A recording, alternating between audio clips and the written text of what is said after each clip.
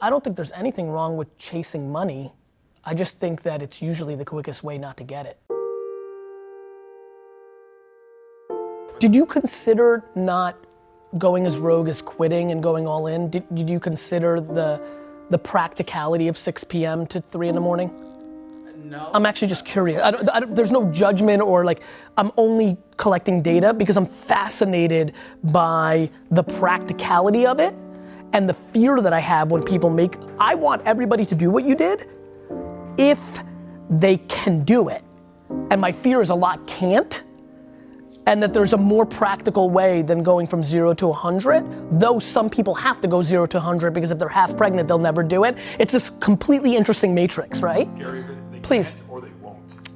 There's a lot of things going on. I think first of all, the reason I push so much on judgment is the biggest fear I have is that he won't because, you know, one of the things when I look at them, it's interesting, I'm like, oh, it's good, because I wonder how much she's driving, hyping him to get the team there. Like, you always need optimism and hype to jump. Like, guys, kissing a girl or boy, jumping in, riding a bike, going in a pool, I've become fascinated with these 3 events as children, because if you really look at it, it's hype. Like, I remember hyping buddies in 6th grade, be like, dude, you can kiss her. Like, hyping. Like, hyping. Or when like looking at friends, or the hype I needed to like, I was scared shitless to swim or ride a bike, or like hype, like taking a jump. You know, at the same token, like, you know, like sometimes the dude went in for the kiss and she rejected him and he was crippled for a decade. You know, a lot of people will fail in business, and so I'm unbelievably, you 30 years ago had no choice, you had to jump. You do have a choice now, depending on the business you choose. If you open a health and wellness and gym, if you open a gym, you physically gotta be there, you can't. But if you're doing, you know, if you're doing content or information, or you could use content to set up a grand opening that will win in 3 years, it's asked literally just for data of how you got there. The other thing I'm a very big believer in is getting people to not feel like it's a scarlet letter if they lose. Something nobody talks about at all is your scenario, you jump, it fails, you reset and go back and get a job in the craft that you had because of your resume, and you restart in 4 years from now. America's pretty good at looking at losses in a positive way compared to other parts of the world where it's like a true scarlet letter, death forever. But still, even here, you know, people don't know when to go back from their jump because they don't want the loss on the resume.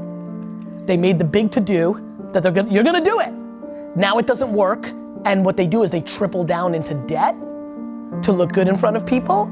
And what if it did and you never jumped to find out? Oh, you're preaching. That I want. You've already done that. I'm actually talking about the next part, which is having the options to know that the game is super long, and that if the business, you know, when you go from ice cold, when you go from never having a business to having a business, that's like literally asking me, I'm asking you to right now qualify for Wimbledon in tennis. It's a lot harder than people think. You're grown, you two are grown.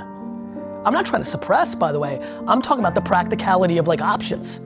I love that we live in a world, I'm trying to get people to like really understand how to win this. So much of my success is completely predicated on not worrying about all my losses, which means at times, you know, my great losses are the things I passed on. Maybe I should have done Shark Tank.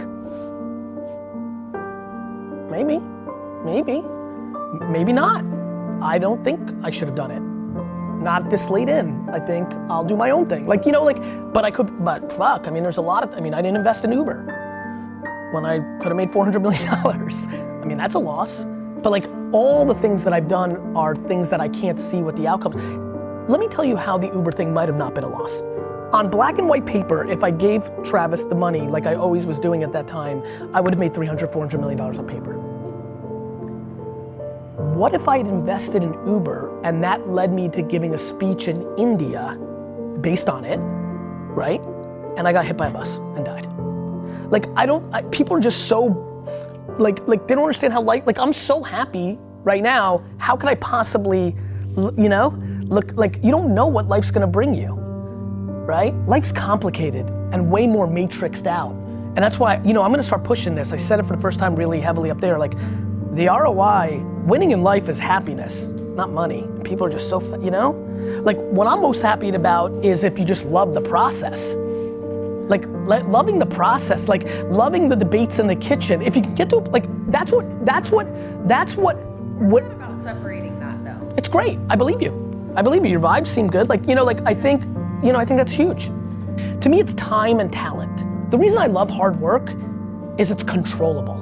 It's hard for me to be like, be more talented.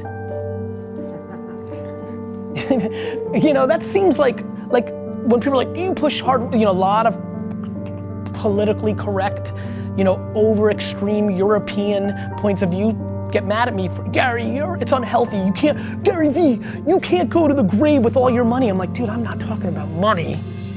And I don't feel like it's work when I love it. Like maybe you don't like your job as much.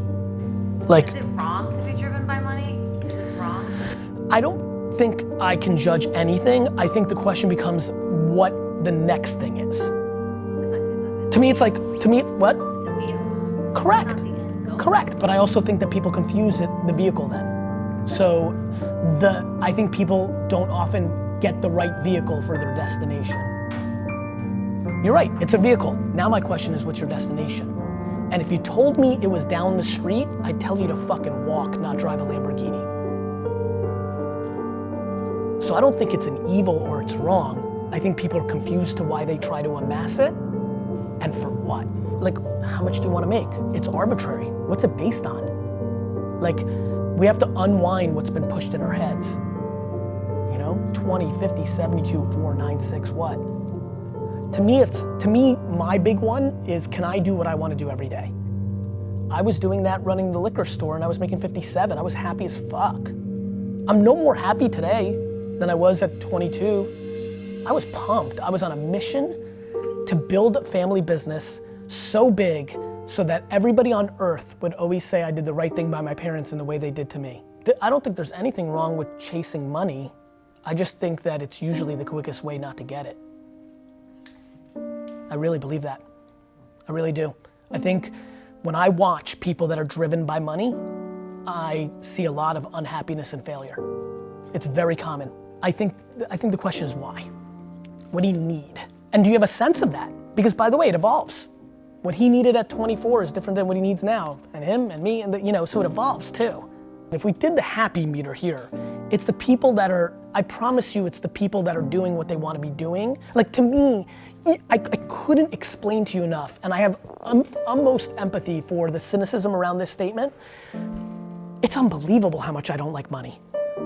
I like the game. I love my game. I love the game of building shit.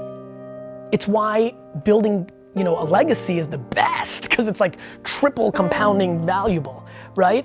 I love the admiration. I talk a lot about loving Rocky VI because he goes back to not having anything.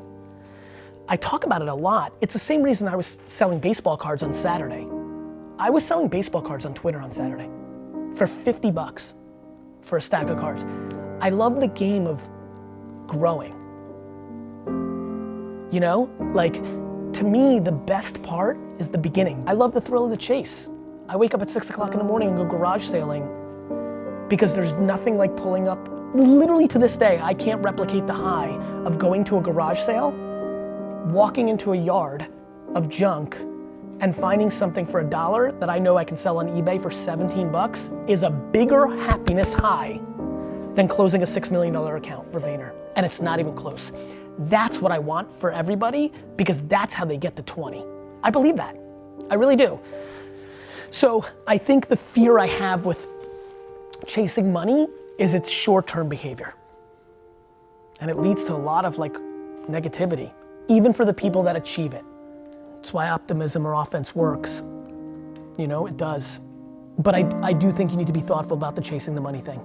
It will lead to a loss in the macro. I believe that. I could be wrong, but that is my official point of view. And I've watched it way too much.